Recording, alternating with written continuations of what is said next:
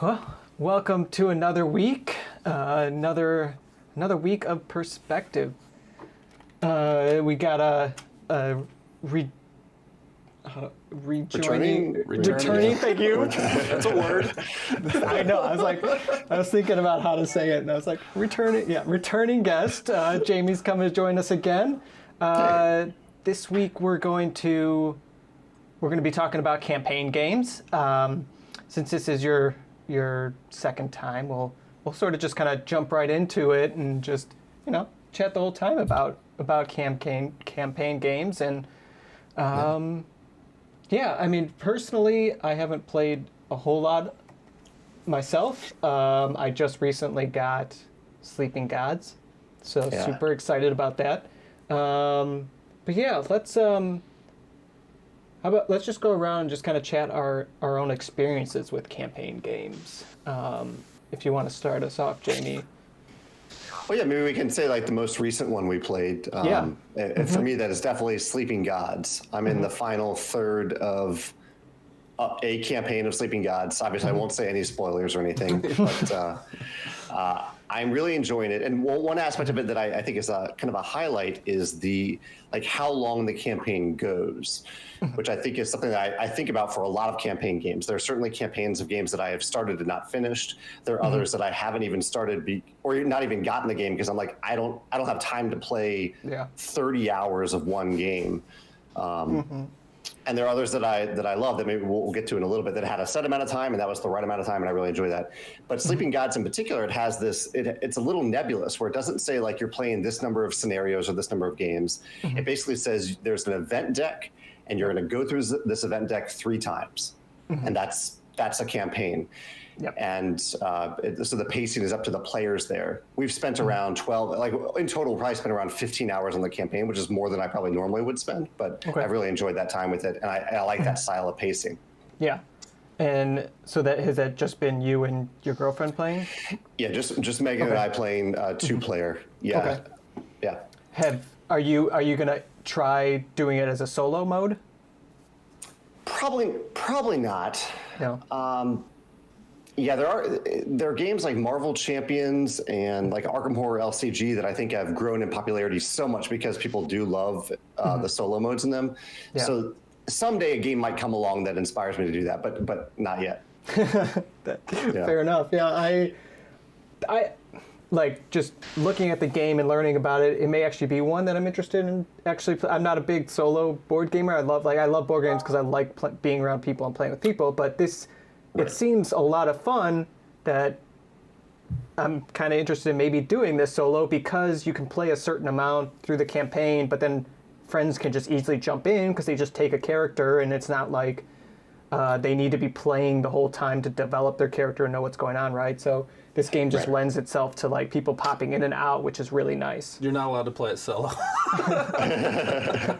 That is a good point, though, given that in Sleeping Gods, there are 8 total characters, and you have to play them all, in addition to the captain that's always in there, that you don't have that sense of attachment to a specific character, and therefore it could be one that play solo. Although with solo, you're controlling 8 characters, which is a lot. Yeah. It seems like a daunting thing to go through, but the way people have been talking about the story and just how interesting it is, and then like they want to play like the campaign again simply because you're not going to actually experience the whole story. There's so much to explore. It's such like an open world that this thing has, which I think is really cool about this game, right? It's not a campaign legacy. It's you can keep playing this over because there's so much to explore and find. Right. And personally, I'm a big fan of just Ryan Lockett, like his whole like the page stories that they put together and all the flavor text that they have. So I've always been a big fan of his games. Yeah. So what about you guys? What's the most, we can come back to Sleeping Gods as it applies to the conversation, but what's the most recent campaign game that you've played? I think me and you both, I think it classifies, I'll classify as campaign game. We played This War of Mine. I was thinking of a different game, but okay. Yeah, that's a rough game. Yeah. Have you played it? I played a single session of it, maybe 2 sessions, but not a campaign, not the campaign format. Well, yeah, we saved it, but I don't even know if we'll ever get. I mean, I don't know that Ryan ever wants to. I don't know if we'll get back to it. It's I'd play it again, but I was surprised how much it impacted me. Like I kept thinking like, oh, I'm a gamer, I'm gonna game this game. And I think I've said that before, where like we stumbled across like a sleeping child. I'm not going to really give anything away, but like a sleeping child, and was like, take his food or don't. And I was like, the gamer in me was like, it's just a game, take his food. But like the human in me was like, you can't do that. Like it actually brought up conflicts inside of me, and I didn't think a game was going to do that. So that's probably the most recent one. Other than that, probably Gloomhaven is a constant one I'm playing. So we did. I'd say the recent one we played was Kingdom Rush, which is a new, pretty recent Kickstarter. Now they have their second Kickstarter out for like more. Oh no, it's a whole new game that they have with this new one, but it's just like a tower defense campaign game that you're going through different maps and different like sets of enemies going through, and it's a co-op tower defense game that's pretty interesting. And now with the new expansion, they're adding even more like asymmetric characters to do, which seems really cool. I've always played, like growing up, I played tower defense games on PC and stuff, so like getting to play that as a board game was a lot of fun. And I want to play it more. That's been my most recent one. Keegan? I think honestly the most recent, and this was a while ago because I haven't played a lot of campaign lately, but I played a lot of solo Expedition to Newdale, which has a story built into it. I think that game is a lot of fun. It feels very casino gamble-y because you're not totally sure the outcome of what you're going to get because you're kind of banking on certain things happening with your factories and trying to like get your certain cards out in the right order to like make sure your resources are converting in the most efficient way. And the game goes so fast that by the time you hit the end, you're like, I'm not going to do this. It's so hard. But I got rid of my copy because I just decided just to keep Oh My Goods and all of the expansions to Oh My Goods because it's more travel friendly than Expedition to Newdale. And like the key thing that drew me into that game was the resource conversion idea. And Oh My Goods has multi-use cards, which is my favorite mechanic, and it's just smaller and it keeps like the core idea of the game together. That I just have that, so I'm really excited to sit down and solo play through the campaign in Oh My Goods and see what that's like. Yeah, so that's an interesting format for campaigns where you have a core game and then either the core game has a campaign on the side or it's an expansion that you get and you add the campaign to the expansion. Does that type of expansion get you excited when you hear that a game that you already love has a campaign expansion? For me, it depends. Like if there was like the whole, for me, it's the same thing of like hearing like a game's getting converted into a legacy format game where it's like if the game feels like, ooh, this has the potential to work as a legacy or a campaign game, then like totally I'm all about it. But there's some games, if you would hear like, we're going to make Sagrada campaign game, you're like, what? How? Like, that doesn't make sense to me. That would intrigue me, though. That would intrigue me if they were going to do that. Are they really? They really are doing it. They announced Sagrada Legacy for. Oh, wait. Did they really? Yep, for real, yeah. Well, I'm going to look at it. I thought you were just making that up. It's one of those weird things where, like, I if someone says they're going to do that, I'm always curious to see what they're going to change to make it work. But it's not necessarily a thing that's going to immediately draw me and be like, I need to buy it. I'm more of like, I get really researchy at that point. I just want to hear what people are saying about it. Yeah. I always check it out. Yeah. So, go ahead. Well, I was going to say, I had a feeling like that a little bit when I saw Clank Legacy. Because I love Clank. Have you guys seen the board for Clank Legacy? Yeah. Okay. No, I've kept haven't seen the myself board, completely because I want to play it really bad. I want to play it. Yeah. It's pretty like because as far as I can understand, you add stickers and stuff to the board, right? So it's pretty sparse, isn't it?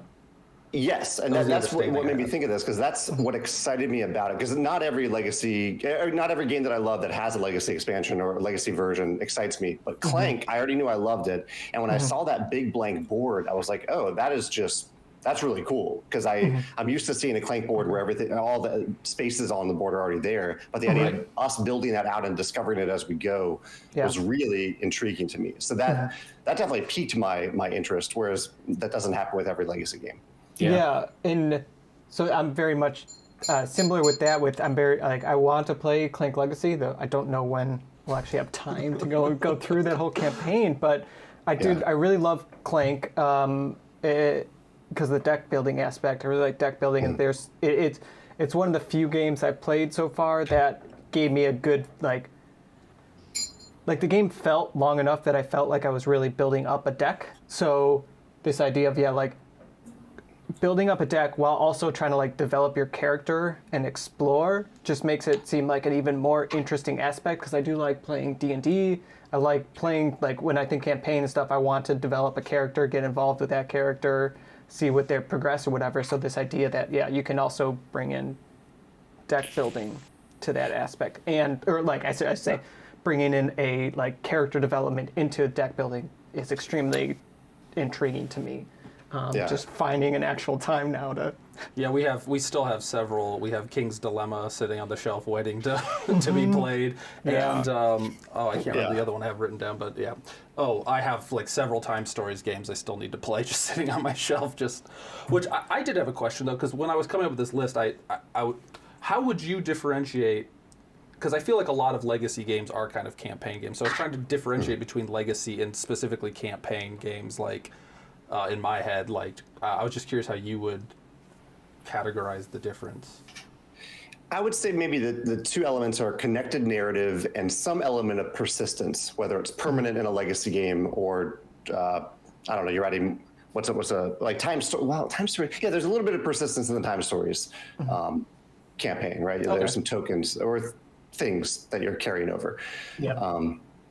Yeah, I would say those are maybe the two elements that would. Because I kept writing things down like Sherlock Holmes consulting detective. I'm like, is that a campaign? Like I kept trying to be like, is that just? I can see that kind of being a campaign though, because every mission you get moving forward, you are allowed to use the newspapers from previous missions, and those previous newspapers have clues for the newer ones. Some of them do, yeah. So it does build up the more you play through it. Yeah, I ended up writing a lot more down than I thought, thinking through campaigns, because I was like, man, I haven't played a campaign game in a while, and then I was like, actually, there's quite a few of them. Maracaibo too would be technically campaign with the. Mm-hmm. Do they call it campaign mode in the rulebook for Maracaibo? I think they do. Yeah.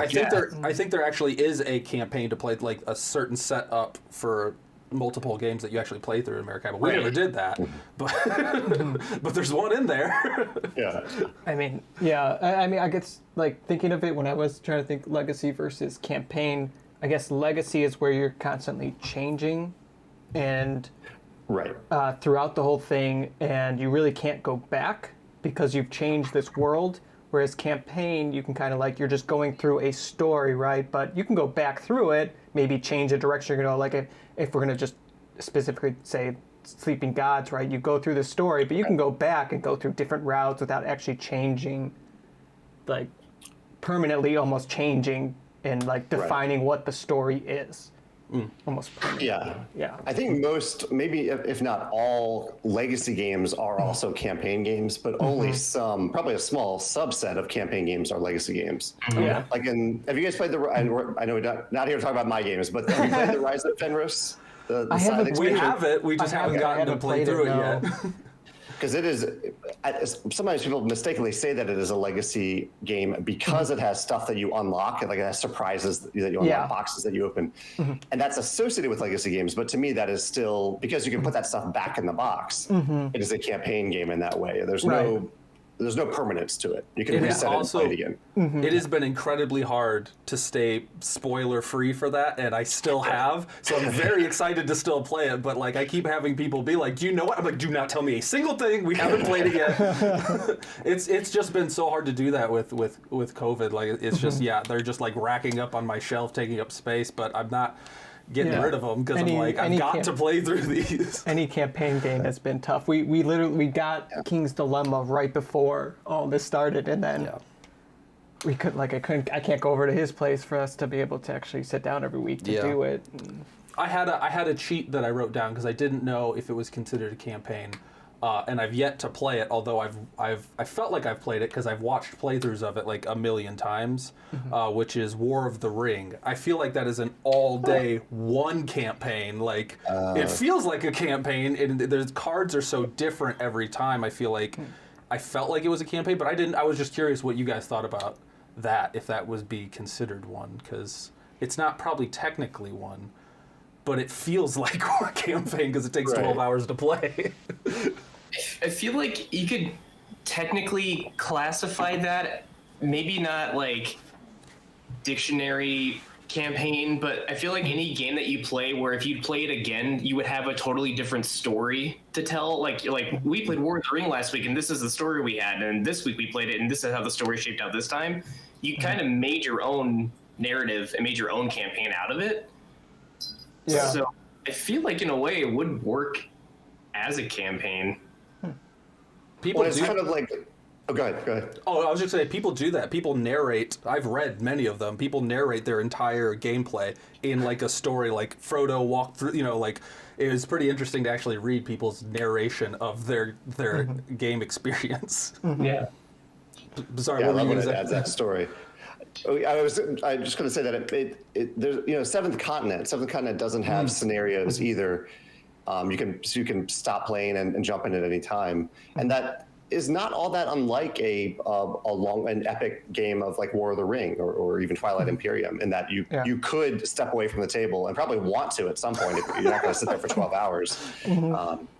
So if Seventh Continent is a campaign game, I don't see why War of the Ring wouldn't be. I did have a 12-hour session of Twilight Imperium through, like we had a full player count.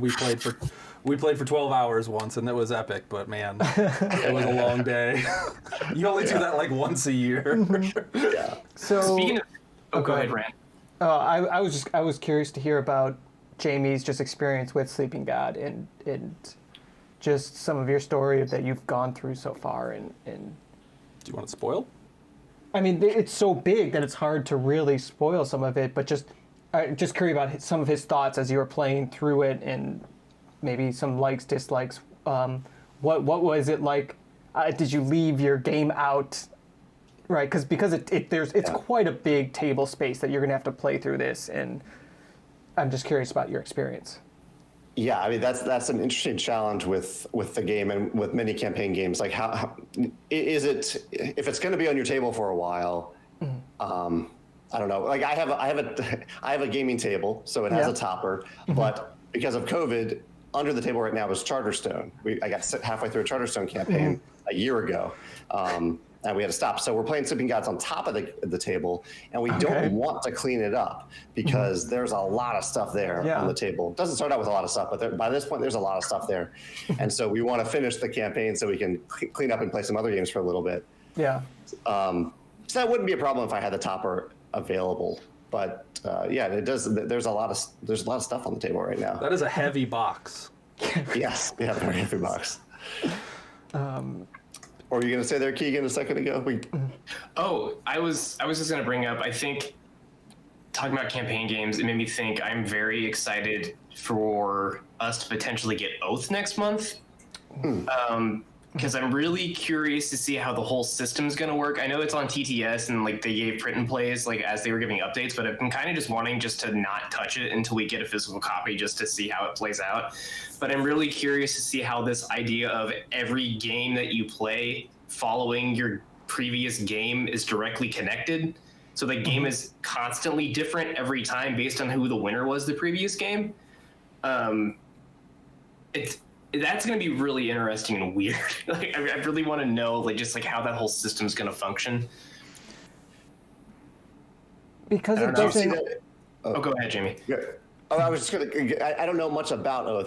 How is that different than another campaign game where the winner of the previous game might impact the next game? I'm trying to think of other games, because there are some other competitive campaign games where if you win, you get something extra, and maybe the other players get a little boost for their next game. Is that like Oath, or is it a little different than that? I feel like Oath, at least for me, maybe because I don't have a lot of experience with campaign games, I know that what drew me into it was that it's a campaign game that technically doesn't end because you can infinitely just keep continuing from the previous story. Oh, okay. And I'm not sure if the main thing that changes is there's a specific character, like everyone plays the same type of character except for one person plays as the, oh gosh, not dictator, but something like the leader of the land. And it might be a thing if you won the previous game, you start the next game as that ruler. Okay. And that might be just like the simplest one, but I think also depending on what happened the previous game, your starting locations are different because there's locations on a giant map that you can go to get certain things. Okay. I wish I knew more, but like I said, I'm trying just to stay away from it entirely, just to like have a really like know nothing first experience with it at the table. Yeah. Is there a continuous story with it though, as far as it, or is it just there's kind of like a pre-written narrative that they made? It's more of like whatever you do as a group, that's the story you're creating. Okay. So that sounds interesting. Looks crazy. Looks wild. I'm excited for it. Yeah, I don't know anything about that, and I know we don't usually do designer type questions, but I was curious for you designing different. You've designed several different games.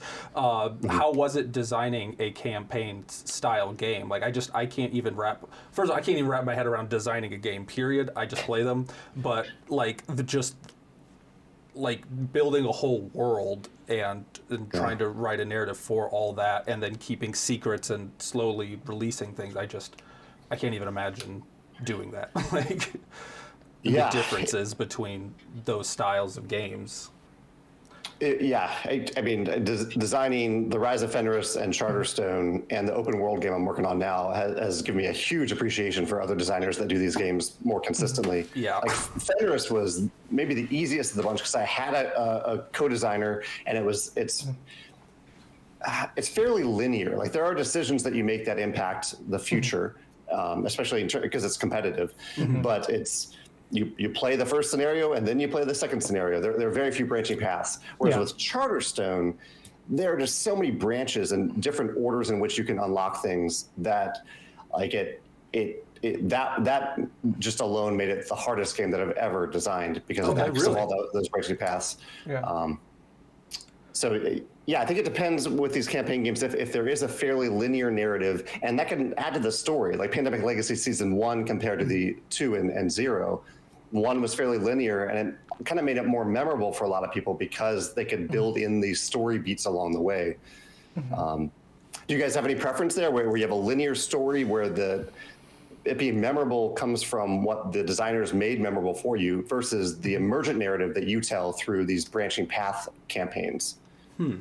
Personally, I think I like the second, where I'd like to just go off and like coming back to Sleeping Gods again, right? You kind of decide where you want to go and kind of create the story of, at the time, the people you're playing with, and it's kind of all of your decisions of how you're going to be playing, whether that is cooperative or competitive. I think it's a little more interesting than just a single storyline. I mean, like, Pandemic Legacy is pretty linear, right? Especially the first one. The first one, yeah. I haven't really been drawn to it. So I just played Pandemic, and it was for me. It was a little just kind of forgettable. I wasn't super excited about it. I want to really go back. So going through a campaign of that, I'm just. You're not a huge I don't know. co-opper. It's just going to be like what I really liked for some of these other ones is that either competitive side with an asymmetric player like Clank Legacy, or this create your own story where Sleeping Gods comes from. Is something that I get drawn to. I think I like both. I'm always very like I've played a lot of the like sort of like choose your own adventure, like the Telltale games on PC. There's like the Batman one, The Wolf Among Us, and people always like a lot of people online. If I read reviews of them, just they've been like, oh, I played it again and again, and basically, it doesn't matter what you choose, you end up going down this path. And I've never felt it in those games, and even in board games, that I've been able to see the strings. Like, I'm sure as a designer, you kind of have to do that to move the story in a direction, but I've never felt like I was pigeonholed into something that I've always enjoyed either Pandemic Legacy, even being a sort of narrow path, or or even like in Gloomhaven, they have a story, but you kind of really get to flesh out your character. There's not like the brute is this, and this. I mean, it kind of is, but really, you kind of create you get to name him. You get to say why he's doing this, and when you retire, there's some structure to it, but not a ton. But I really enjoy both. I'm not a great I'm not like a DM. I've played Dungeons and Dragons most of my life, but I've always kind of needed someone to guide a story for me because I'm not great at coming up with it myself. So it's either having the right players to kind of collaborate. I think in a lot of it, especially with campaign games, depends on your group. So I'm like excited to play King's Dilemma, but I know if I played King's Dilemma with 3 of certain friends, the game would bomb. It just would not be enjoyable, which happened my first time stories experience. Oh yeah. It did not, I enjoyed it, but a couple people just were like, what kind of game is this? This isn't a board game. They did not, it was not fun for them. But then I played it with other people and it was just great. So I think you can go either way story-wise, but. I think for me, the way, I personally also like the make your own story as a group, but I think it just depends on what type of, because I mean, as humans, our biggest thing is that we're storytellers. That's like a big thing that connects us as a cult, as a human race, is that we have stories to tell. And for me, it's do you want to remember the story you had with a specific group of friends and recount that story as a group? Or do you want to have a universal shared story you can talk to anyone about that's also had that story? Like, oh, remember when this happened? And everyone's like, oh yeah, I do remember that. Whereas a game like Gloomhaven, everyone has their own story. It's all different. But with something that's more linear, you could have that shared narrative with one other person you've never met, but you guys both played the same experience. You can talk about it. Almost like a video game. Like you played through this epic video game, this nice linear story. You can have a big discussion about with somebody else you've never met before, but you have that one shared thing of we played this game together. That's a good point. Yeah, which is weird with Gloomhaven too, because it has both. I was just reading somebody. You've played Gloomhaven, right? Have you? Yeah, I want to talk about that. Okay. So, I just saw somebody recently talk about the cover, and they were like that on the cover. There's the 2 brutes with what's her name? I always called her Jerk Sarah. That's what we always called her. But when if you go to spoilers just in case, but if you go and fight her. When you go in the room to fight her, she has 2 brutes with her, and someone just pointed out, "Oh, those are the brutes, her bodyguards, and that's her on the cover." And I just never even realized that, but it was like the shared experience of oh, me and these people took this path, and it was just this weird connection, which is I think another reason why that game just resonates so well with people. Is there is a lot of shared experience, but then a lot of your own exploration to do. But right. I don't know. Are we doing a top 5 list? We've talked so long. No, it was just chatting about campaign.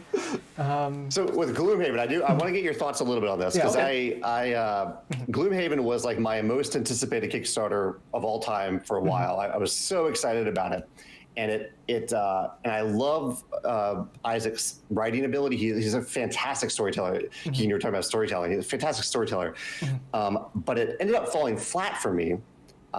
Because, and I don't like to talk poorly about games at all. Gloomhaven will not be impacted by me saying something badly about it. It's number 1 game, wonderful, extremely impressive design from my perspective. But I found it repetitive because I wanted the scenarios to feel a little different, and they were in terms of different monsters. That's the difference in a lot of them. And I played 7 games, so you guys have probably played way more. You know way more about this than I do. I played but about 200 hours. every scenario we entered a room and we had to kill all the monsters. And then we entered another room and we had to kill all the monsters. And after 7 games of that, I was like, okay, I've done this now. I don't need to enter another room and kill all the monsters. I'd be happy to do something different with these characters, and so I wanted to get your thoughts about Gloomhaven and repetitive nature in campaign games in general, and what some campaign games have done to combat that and do something different from game to game. Yeah, I'll jump in really quick before you, Max, since you have the breadth of Gloomhaven experience. But I'm kind of with you, Jamie. It was mostly just. Not mostly, only, besides the one shot that Brian did with me and my wife, it was only me and my wife to play Gloomhaven together. And we both had a lot of fun with it, and she loved playing the scoundrel, and she loved getting mad at me for being the mind thief, not being able to do anything. But for both of us, we were kind of one, it's too much to keep out, and we were living in a studio apartment, so we had to play on the floor. and it was, we couldn't just leave it out. And then two, it for both of us, it also felt like that, like, oh, we were just going into another room and trying to kill monsters before we fatigue, and that's it. Right. And I agree that the storytelling was great. Like, I wanted to know what was going to happen, and for me, the best part was not being able to tell my wife what my like hidden objective was to retire. So I would be like constantly like, hey, we should go to that crypt. We just beat a crypt. We should go to another crypt. And not say like I need to go to crypts, but for me, like, it was the same thing. It was just too much of the same. So we got rid of our copy. Just it was taking a whole shelf on this, like a whole space on the shelf. So I can just get rid of this because we're not going to play it much anymore and save room for something else. So I'm curious to see how Frosthaven changes some of those things, because I know that Frosthaven is supposed to be a bit more varied in regards to that type of stuff, but not enough to draw me back in, I don't think. Yeah, we, several of us actually went like full in on Frosthaven. I never really, I only did like the one shot with Keegan for Gloomhaven, which I really enjoyed.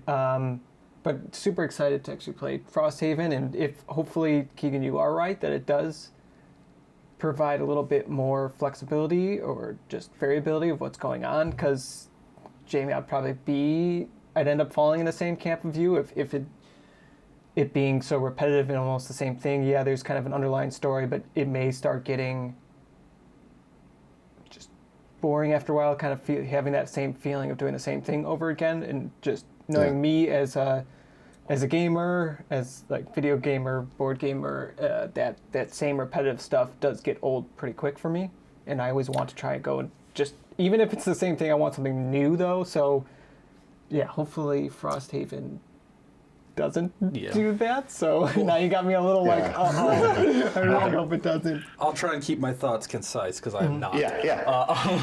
But I think Gloomhaven worked for our groups because, like I said, we beat the campaign and then we even started the next campaign, which I think the Forgotten Circles expansion, I think it tried to add a little more, and it tried to add more secrets and a little bit more story to what's going on, and a little bit more interactivity, and more than like just kill these guys. Sometimes it was like activate these things. It had a lot more going on in it, which actually was not as good for our group, because it each mission took, I mean, normally we could get a mission done in 1 to 2 hours, like and sometimes we'd be able to do several a night. I'd say the Forgotten Circles upped the difficulty and just length of gameplay. It took really much longer because everything was found throughout the book. Like, you had to constantly go back and forth throughout the book, where normally you could just build out the dungeon and play through it. In Forgotten Circles, there was secrets and stuff. So in one sense, it made the story more interesting. I think why Gloomhaven worked for our group for so long was because I think we played it wrong. In so much that in the beginning I was narrating and reading all the story, and we were very like, we're gonna choose this because this is what our characters would do, and I do think the writing was good, but I think it eventually fell away for us in so much that the gameplay was so intriguing to us. And yes, you are just going killing monsters, but it felt like being back in the 90s and playing like Diablo for the first time, or playing like Morrowind. I just wanted to min-max these characters out, and we got so crazy into the game, we started to try and build the worst group we could build, like just all frail mages, and see if we could just explode everything in the dungeon. And we ended up doing it, and then we ended up finding a group that just did not gel together at all, and we just got destroyed. So it was more just finding the game within the game almost. And I have quite a few friends who said that it did become a little too repetitive, but that almost worked for our group in that we knew what it was. And the further you do get in the dungeons, the design is incredible in some of those dungeons, where different monsters will activate and come at you, and he has certain ones in the back that are like, you can tell it's not like he just threw random monsters into this dungeon. Like, I don't know how he designed that many scenarios, and they're pretty well designed. But the design all of it in PowerPoint too, which I think is nuts.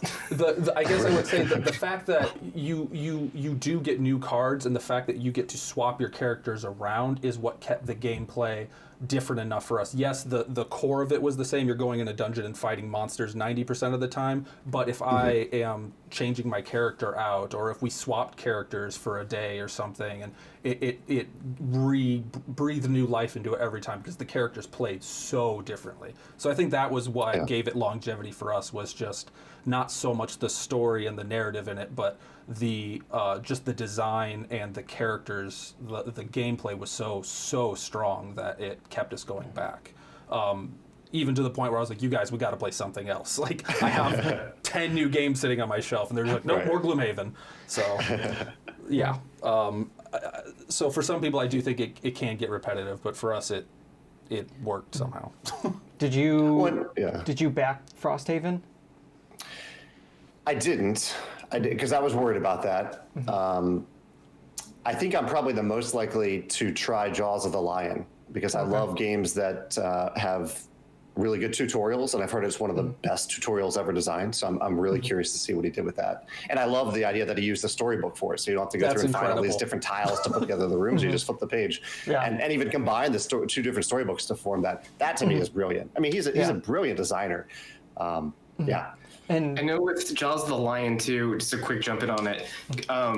I know I've read some stories too where people just got put off from Gloomhaven from Scenario 1 because Scenario 1 was brutally hard for some people, depending on what faction you picked or what class. Whereas Jaws of the Lion, you have to try really hard to lose the first scenario. So the tutorial there, it gives you the good, like the stuff to learn the game, but it also gives you like a gratification, like, yes, I beat it, now I want more. Instead of being like, I just got smacked around after reading 40 pages of rules and I did it wrong and I still lost. Like, it's like a plus for Jaws of the Lion. Yeah. What I think it does play toward in that way, because you can lose and you have to repeat a scenario. I think it maybe, like you mentioned, Diablo, some other games. Maybe it plays really well for people who play those style of video games, who don't mind, who like the puzzle of resetting and playing again. Whereas my preference with a campaign game is to fail forwards. Like, if I fail that scenario, that has consequences, but I move forward. I don't have to repeat it.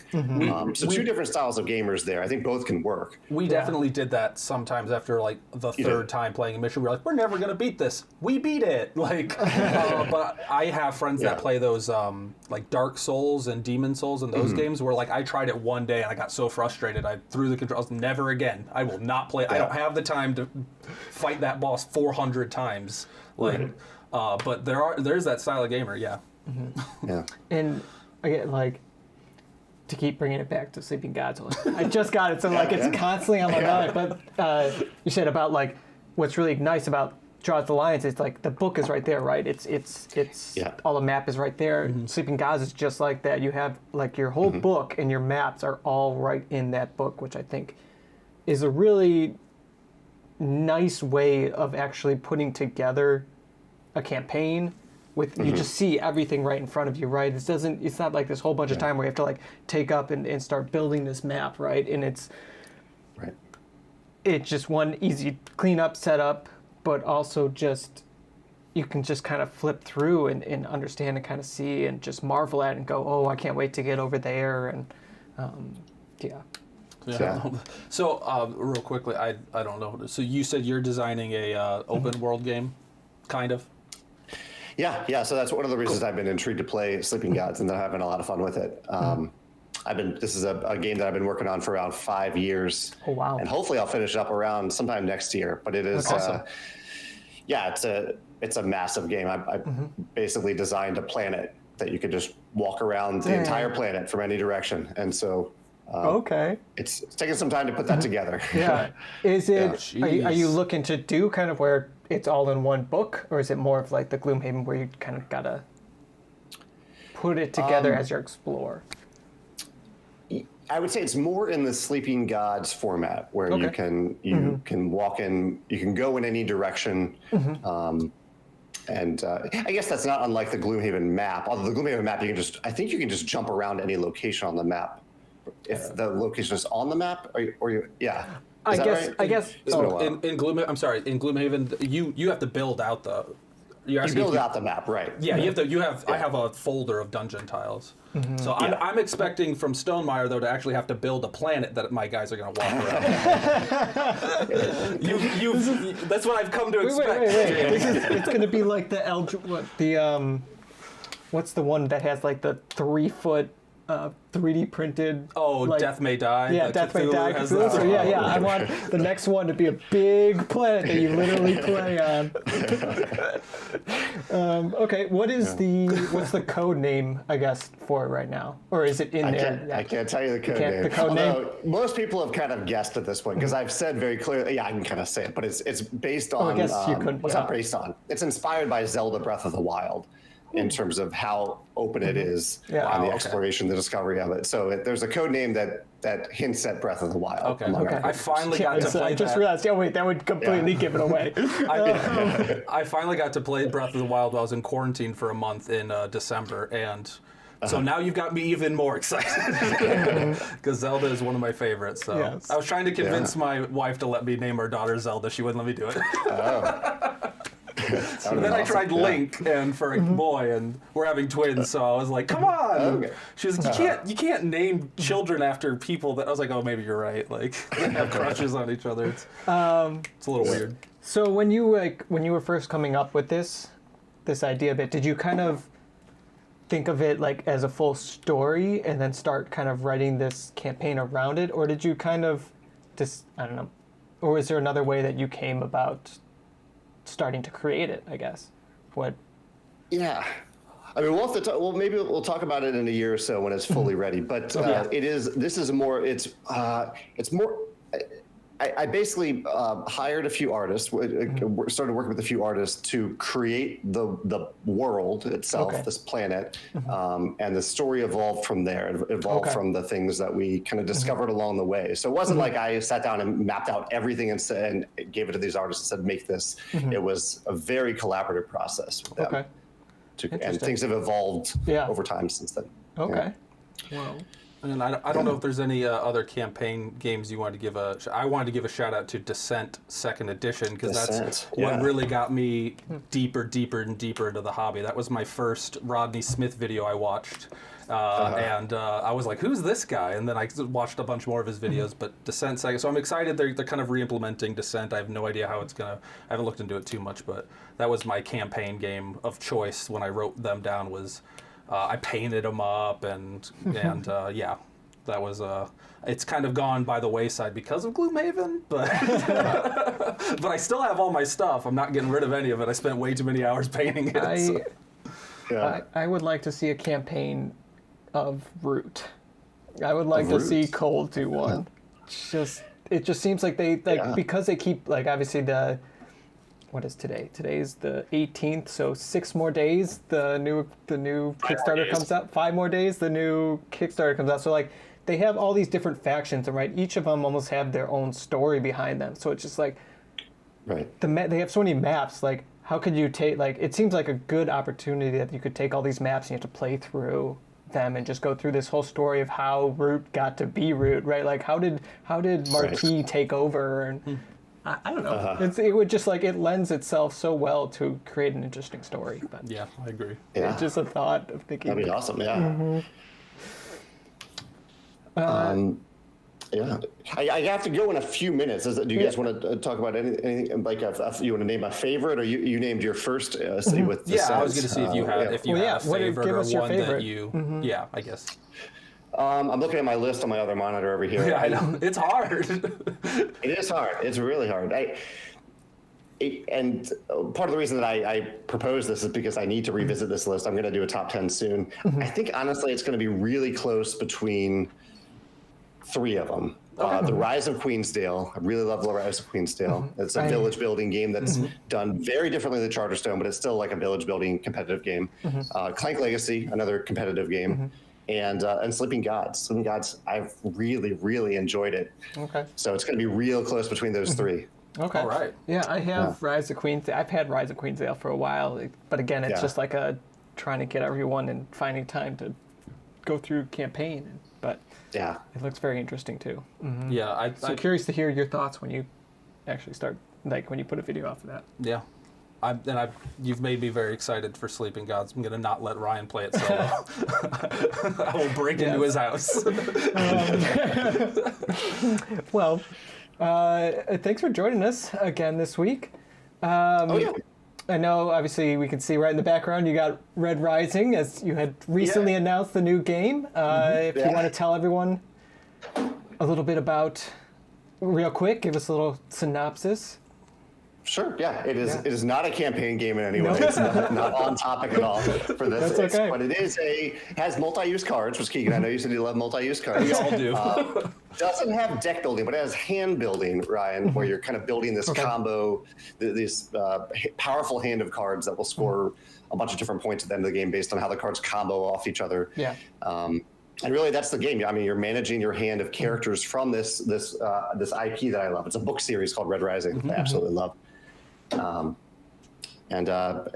been a passion project of mine for about 5 years now, and so we'll have the pre-order on March 3rd. March 3rd. All right, coming up really soon. So look out for that. Is there anything else you'd like to plug? Any other new ones about to come into release or exciting? That's the big thing for us right now. Yeah, big thing right now. Okay. Yeah. Great. So everyone take a look at March 3rd. Well, thank you. Yeah, thank you guys for chatting about this. As always, you give me plenty of fodder to talk about when I do this top 10 list. So I love hearing your thoughts about games. Thanks for your time today. Yeah, absolutely. We're always all over the place, so I apologize.